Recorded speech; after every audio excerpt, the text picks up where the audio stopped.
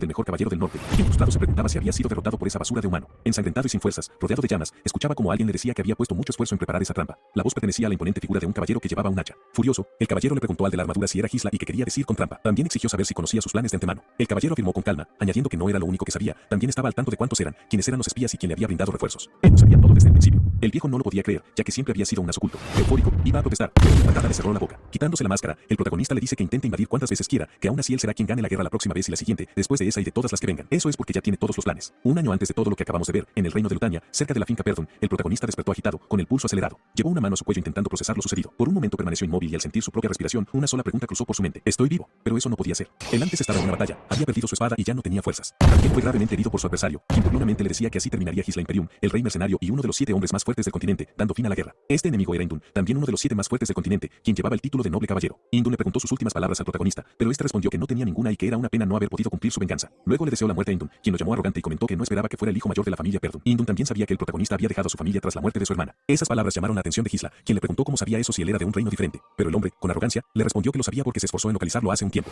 Ellos habían trabajado junto a la casa de Delfine para acabar con su familia. Sorprendido, el protagonista se preguntó alarmado si hubo otras personas detrás de la caída de su familia además de la casa del duque Delfine, entendiendo que fue burlado todo el tiempo. Indun, disfrutando de su desconcierto, le dijo que no tenía caso explicarle todo a alguien que ya estaba condenado. Gisla, en un arrebato de ira, grita que es un bastardo y que nunca lo perdonará. Indun permanece tranquilo. Justo en ese momento, Gisla despertó sin entender qué estaba pasando. Se preguntó si todo había sido una alucinación y, al notar que se veía más joven, comenzó a cuestionarse si había sido tomado cautivo y utilizado como un experimento, como una rata de laboratorio. Mientras reflexionaba, prometió que quienes lo mantuvieron con vida lo lamentarían. De pronto, una voz lo llamó. Era Ricardo, un soldado de Perdón. Este entró en la habitación preguntándole si ya estaba despierto. Gisla, frunciendo el ceño y con una voz baja, le ordenó que guardara silencio. Sin cambiar su tono amenazante, añadió que lo dejaría vivir si respondía a sus preguntas, o tal vez no. Ricardo, tranquilo, preguntó si no se estaba pasando de la raya, recalcando que un no es un no. El protagonista no entendía por qué el hombre reaccionaba tan tranquilo cuando estaba siendo amenazado. El soldado se alejó y le dijo que quizá fue que se cansó de su rabieta y se quedó dormido. Eso confundió aún más a Gisla. Ricardo, extrañado, preguntó si acaso se le había olvidado todo, que antes estaba haciendo un berrinche sobre cómo iba a comandar el grupo para atacar a los orcos. Eso lo confundió más. El hombre recogió algunas cosas y le dijo que se apurara, que iban para la finca Perdón. Al escucharlo, Gisla lo agarró del hombro y le preguntó si se refería a la finca caída de Perdón. Luego vemos cómo reflexiona que realmente es la finca, pero no entiende por qué está bien, ya que está seguro de que la había visto reducida a cenizas. Ricardo le dice que no diga que su propio hogar ha caído, que lo echarán si el conde oye eso. Gisla se pellizca el cachete para ver si está soñando y, notando que no, empieza a unir todo, una cara más joven y la finca en su estado original.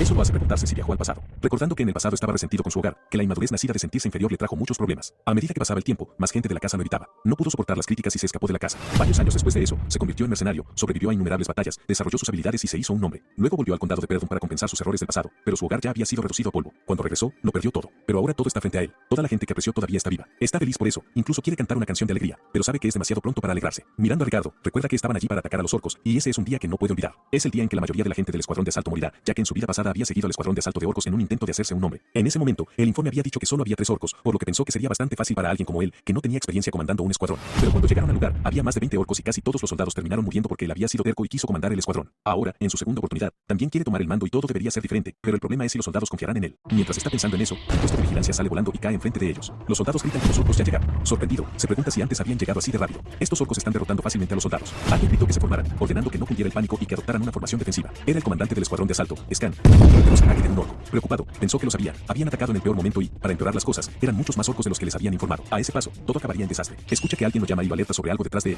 Vemos como un orco está a punto de atacarlo, pero el protagonista, con una velocidad impresionante, lo aparta y corta medio de la. Todos se impresionan al ver cómo la feroz criatura cae derrotada. El protagonista nota que no puede usar maná, pero no hay nada que hacer. Luego mira a Scan y le pide los derechos de mando. Este se enoja y, obviamente, se niega. No quiere poner las vidas de sus hombres en peligro y, además, no puede renunciar tan fácilmente a la autoridad que el duque le ha otorgado, incluso si quien se lo pide es el joven maestro. El protagonista, aunque molesto, lo entiende, ya que si fuera él, también habría reaccionado de la misma manera si un idiota se acercara a pedirle los derechos de mando. Otro orco aparece y es Jovan quien se pone al frente, diciéndole a Gisla que aún es muy inexperto para liderar las tropas. Nuestro muchacho se prepara para atacar mientras dice que supone que no tiene más elección, arrojando su espada muy cerca de Scan, lo que hace que este se moleste, hasta que escucha el grito del orco y ve que la espada se había clavado justo en su punto débil. El protagonista lo saca de sus pensamientos preguntándole si sabe qué es lo más importante en una batalla. Scan se queda en silencio mientras vemos como los soldados están aterrados ante los gritos de los orcos. Entonces, Gisla le dice que no hay esperanza de ganar una batalla cuando sus tropas están llenas de miedo y que lo que necesitan es ganar impulso. Saliendo disparado, toma su espada y da un gran salto, aterrizando encima de un orco y acabándolo mientras todos lo miran asombrados. Sacando su espada de la cabeza del orco, les dice que vayan hacia él. En medio de un grito de guerra, les promete que acabará con todos los orcos, de frente a las criaturas. Scan, asombrado, se pregunta si está soñando, ya que incluso como usuario de maná le sería difícil hacer algo así, cuestionándose cómo ese joven flacucho lo está logrando. Ve que, aunque está cansado, está usando el más pequeño de los movimientos para esquivar los ataques y su habilidad con la espada para golpear en los puntos débiles de los orcos, como un verdadero maestro de la espada, o incluso algo más grande. Gisla provoca aún más a los orcos y logra que todos lo sigan. Los soldados, viéndolo correr, creen que está huyendo y piden la opinión del comandante. Scan se pregunta qué demonios está pensando, recordando que Gisla había corrido hacia el grupo de orcos para llamar su atención, lo cual estuvo bien, pero ahora huir no tiene sentido, y menos en dirección a un acantilado. Es ahí donde se da cuenta del plan del protagonista, así que le pide a las tropas que levanten un muro de escudos y sigan al primer hijo. El protagonista está seguro de que Scan se dará cuenta de sus planes si es un comandante habilidoso, aunque preferiría rebanar a todos los orcos él mismo, sabe que con la resistencia que tiene ahora no sería posible. Los soldados llegan justo a tiempo y, al darse cuenta, el protagonista salta hacia el acantilado, dando la señal para empujar a los orcos, consiguiéndolo con éxito. Luego, Scan ve cómo se sostiene de su espada y ambos intercambian una mirada de aprobación. Cuando lo va a ayudar a subir, el protagonista se queda sin fuerzas y cae. Una voz lo llama, es la voz de una chica. Se pregunta si es Elena, recibiendo fragmentos de recuerdos donde estaba con ella, interactuaban, discutían y se distanciaban. Sin duda eran los recuerdos de ella. De pronto, una mano lo agarra. Era una niña que, llorando, le pedía que fueran juntos. Despierta, notando que aún está vivo y preguntándose si lo anterior fue un sueño. También se da cuenta de que le duele todo el cuerpo por haberse llevado al límite. Alguien llega a la habitación preguntando si ya está despierto. Era una sirvienta llamada Belinda, quien le dice que estaba muy preocupada y que debió dejar que los soldados se encargaran de los orcos. Pero el protagonista sale corriendo y la abraza. Ella no entiende qué sucede. Él le dice que se alegra de verla aquí. Nos cuenta que ella es su tutora personal desde que él era pequeño, la única que continúa a su lado a pesar de sus payasadas. Después de que la familia se arruinó y ella desapareció, ya no pudo volver a verla. Por eso está feliz de tenerla enfrente. Ella también está feliz, pero le pregunta por qué se alegra tanto si se ven todos los días. Él siente que debe decirle la verdad, así que le pide que escuche con atención. Una catástrofe pronto golpeará a Perdon. Ella no entiende de qué habla. Él, con un tono serio, le dice que murió y volvió a la vida. Ella no se lo toma con la seriedad que debería, no le cree y termina dándole un sermón. Al final, le pregunta qué haría si estaba muy herido para ir al festival.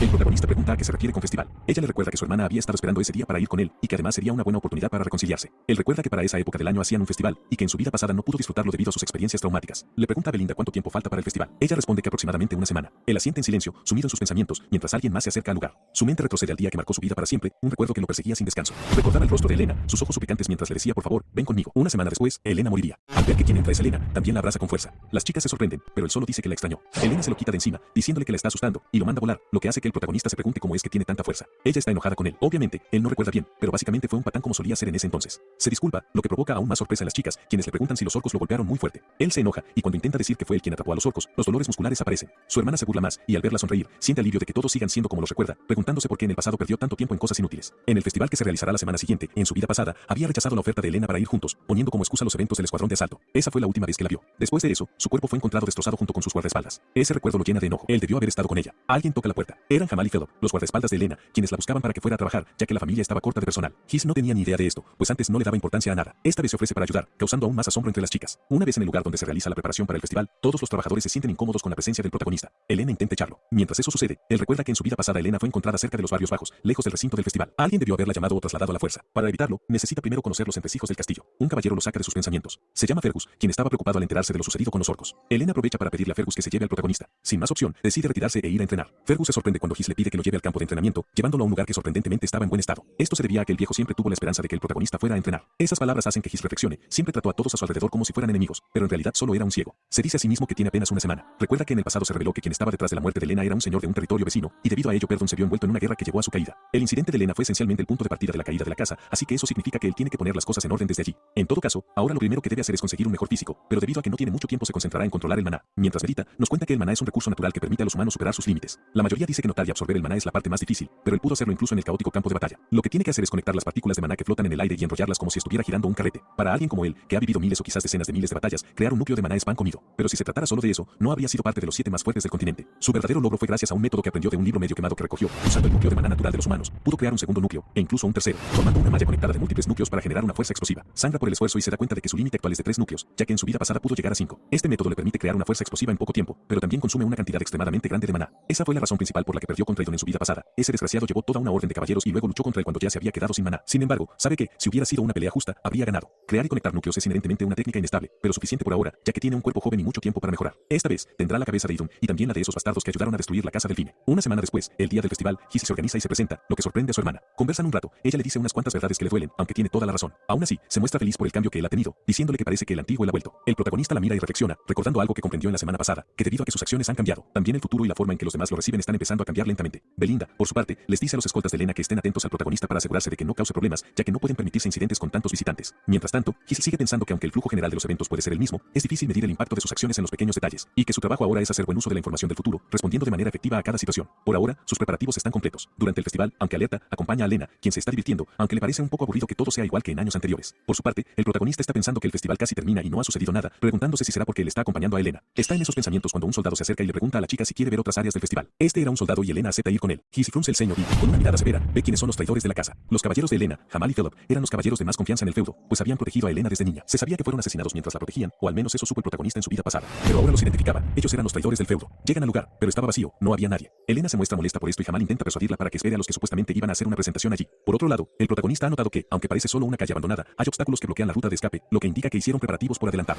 De pronto, Elena lo jala, o más bien lo arrastra, mostrándonos que la niña tiene una fuerza considerable. El protagonista se lo menciona, provocando que ella se enoje mientras sigue arrastrándolo. Felix se interpone en su camino y, con una mirada siniestra, le dice que espere un poco más. Elena, asustada, les advierte que están actuando de forma extraña. Jamal, tratando de calmarla, le dice que no quiso asustarla, pero deja entrever sus verdaderas intenciones, confesando que le hicieron una petición que le pareció razonable. Confundida y asustada, la niña no entiende lo que pasa. En medio de esa tensión, aparecen varias personas lideradas por un tipo llamado Frank, a quien Jamal le dice que llevaron a la niña como habían prometido. El hombre se da cuenta de que el hijo mayor también está allí, y a él no lo habían solicitado. Elena, asustada, se acerca a Giselle, quien se mantiene tranquilo. Jamal le dice a Frank que lo entregarán gratis, ya que lo siguió tontamente sin saber que ese lugar sería su cementerio. El protagonista le reclama que los haya vendido y le pregunta si realmente cree que podrá salirse con la suya. Jamal, burlonamente, le dice que se preocupe por sí mismo primero, porque ellos lo único que tienen que hacer es huir a un lugar lejano, recalcando que ya están hartos de esa tierra empobrecida y atormentada por los bárbaros. Además, está seguro de que hay muchos otros dejando perder una parte de ellos dos. Audazmente, en un instante, el protagonista se encarga de uno de los tipos, sorprendiendo a los demás, que solo alcanzan a escuchar que esos otros que abandonaron Perdón al menos no los vendieron. Mira a Theodore, quien, desesperado, toma a Elena como rehén, pero antes de que pueda reaccionar, una espada se clava en su frente. Los hombres que están al lado de Frank, al ver lo sucedido, preguntan con duda si ese chico es en realidad el hijo mayor de Perdón, ya que pensaban que nunca tuvo experiencia real de combate o entrenamiento adecuado. Frank les responde que, viendo su aspecto, no se equivocan, pero reflexiona que, aunque los tomó desprevenidos, acabó instantáneamente con dos caballeros e hizo los ataques usando maná.